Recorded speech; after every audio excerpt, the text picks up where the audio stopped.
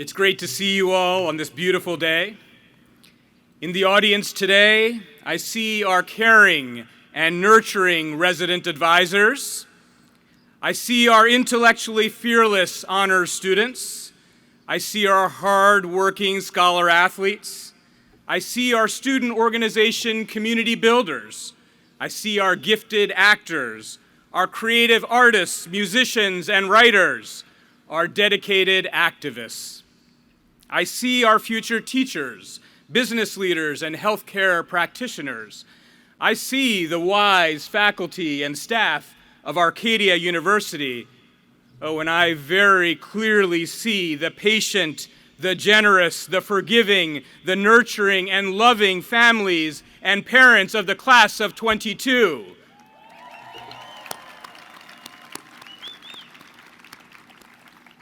Graduates, I hope you feel the love and support of the people around you today, the people who all along said, "You can do this."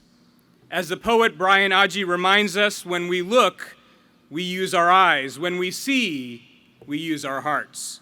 Class of 22, we see you, each and every one of you. Today is your day. We are blessed to be here today celebrating with each other, given all that has happened in the world. And I received an email from one of your classmates recently, Harni Canella. Unfortunately, she contracted COVID and isn't able to be with us in person. Yeah, Harley. With her permission, I share part of her note. She wrote, "It's not only saddening for me, but also my entire family, as I am a first-generation student and now I can't even celebrate it. My family, and my father especially, has been looking forward to this all year. We even rescheduled health-related appointments for this week so he could watch me graduate." Harley is a graphic design major, an excellent student, and the vice president of the Art History Enthusiast Society. Harley, we see you too, even in your absence. To Harley and her family and to those who cannot be with us today, know that we are reading the names of our graduates after the ceremony live on the YouTube stream and celebrating with you. And I also want to acknowledge the seniors of the men's baseball team who cannot be with us today for a good reason. They are part of a team ranked number 7 in the country, and as I speak, they are competing in the NCAA tournament representing Arcadia and defending the castle.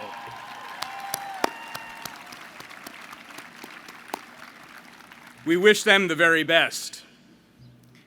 4 years ago, when I arrived at Arcadia, I promised myself I would do something very special for your graduation. The idea emerged from the class of 2018 to center my undergraduate commencement address around a song of their choosing because we know how powerful music can be in our lives. It's been both exciting and challenging to incorporate Kanye, Drake, and Meek. This year, we are taking this tradition to new heights by exploring the influence of K-pop in our lives. You might wonder, what in the world does Korean pop music have to do with Arcadia? The video you're about to watch depicts the making of this year's commencement speech.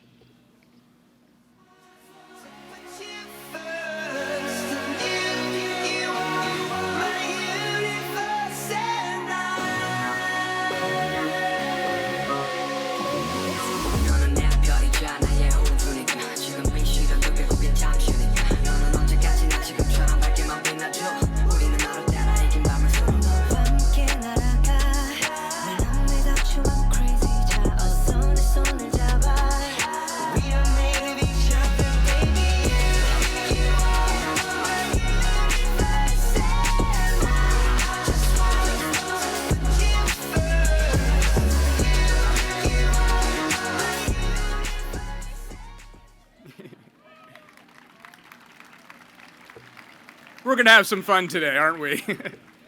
On a personal note, I lived in South Korea in the 1990s when K-pop was in its early years, and I remember going to dance clubs. Yes, your president can dance too, right? I was hooked the first time I heard K-pop. K-pop's socio-political influence has been tremendous. As you know, Arcadia has prepared you to be change agents pushing for positive social impact. The political activism of K-pop fans is well documented. K-pop fans have raised money for Black Lives Matter support groups. They've organized anti-authoritarian strikes, and they've used their extensive social media networks to support activists around the world. And of course, Arcadia's global presence is well known to all of you. So it seems fitting that this year's song choice reflects a global phenomenon. 3 of your classmates were instrumental in the song choice: Mercy, Christina, and Maria. Let's give them a round of applause.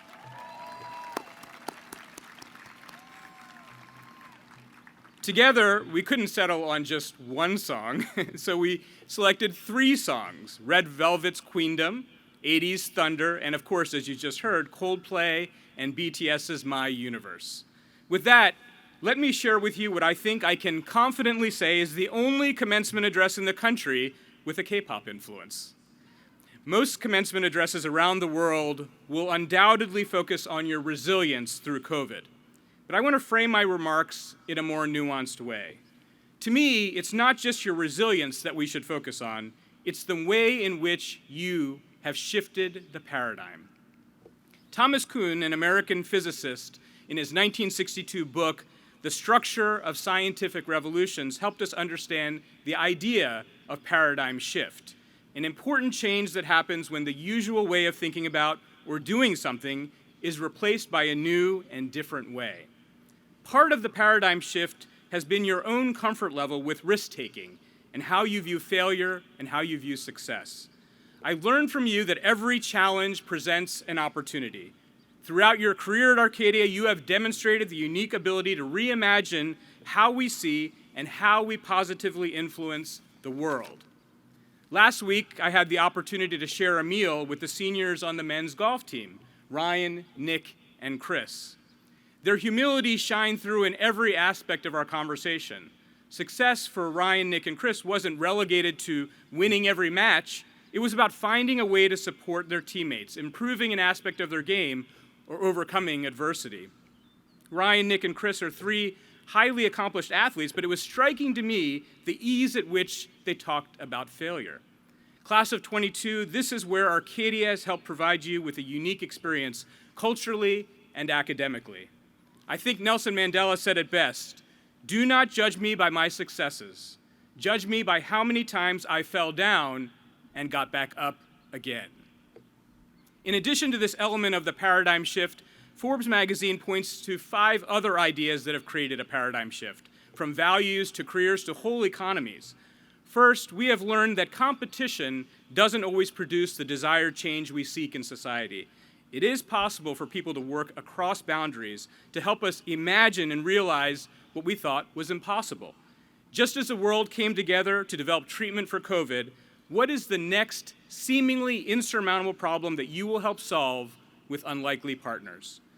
And number 2, we have learned that we can do a lot with a little, but that our decisions should always be grounded in doing the right thing. We have also learned that our view of what makes something essential has changed. Workers who are at the heart of our economy and our lives were finally understood as essential. We also realized that we were doing things that weren't essential at all, helping us find efficiencies in work and life. The paradigm shift has also had a humanizing effect. We have had an insider view of each other's lives through Zoom or Skype, and many of us grew comfortable sharing more about our personal lives with our colleagues. And finally, new leaders from diverse backgrounds have emerged through the pandemic. The unique challenges and problems we face required leaders from underrepresented communities to provide their leadership. The paradigm-shifting mindset that many of you embraced during your career at Arcadia are captured beautifully in our 3 K-pop songs. In Red Velvet's Queendom, they sing, "We are queens in the red castle, don't need crown, we were born to dazzle, paradigm that we've been building together, we're making the rules."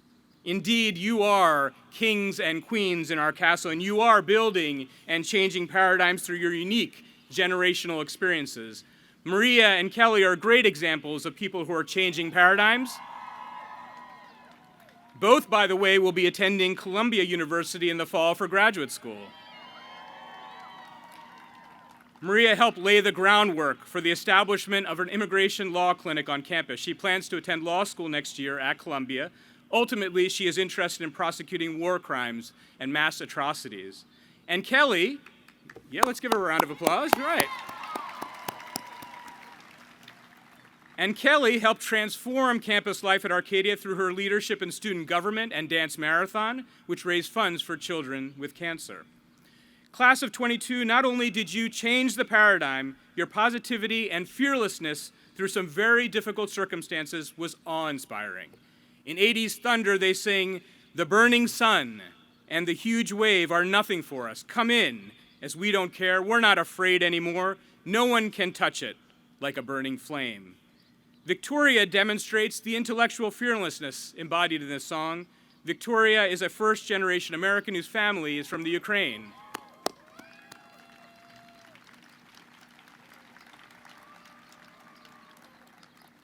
Victoria was named to the Middle Atlantic Conference Honor Roll while a student athlete in women's outdoor and indoor track and field, and researched the impact of Zoom use on mental health and body image.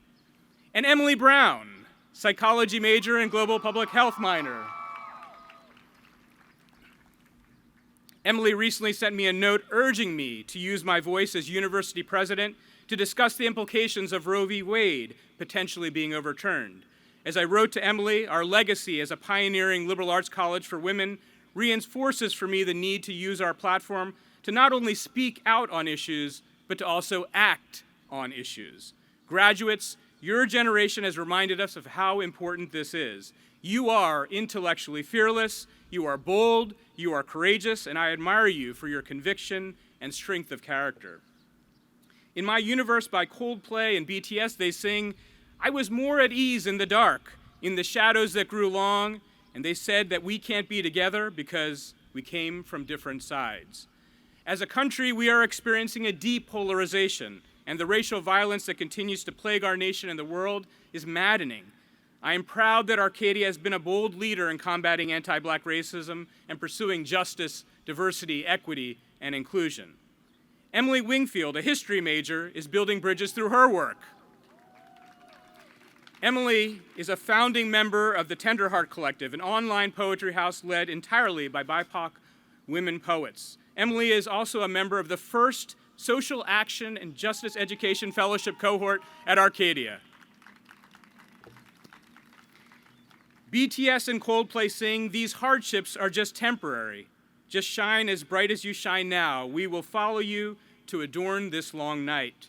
Graduates, we look to you for leadership, and I know we are in good hands. Dean, a biology major, played men's lacrosse and participated in ROTC. Dean served as an Army medical intern, was commissioned as a second lieutenant in the Pennsylvania Army National Guard, and will be a military intelligence officer. Class of 22, I hope you know you are our universe. In the night, we look up at you. When the morning comes, we watch you rise. There are paradise that we can't capture, the bright infinity inside your eyes. Students, today your accomplishment is profound. Along your educational journey, some may have doubted you. You may have doubted yourself. But today we know that you are game changers, paradigm shifters, leading difference makers with grit and tenacity. You say I can when others say you can't. Your parents and families, your faculty and staff, the alumni of Arcadia, together, today, we all scream from the rooftops, you can, you can, you can. And on this auspicious occasion, equipped with the skills and passion to change the world, you can finally say, I did it. I did it. Congratulations, class of 22.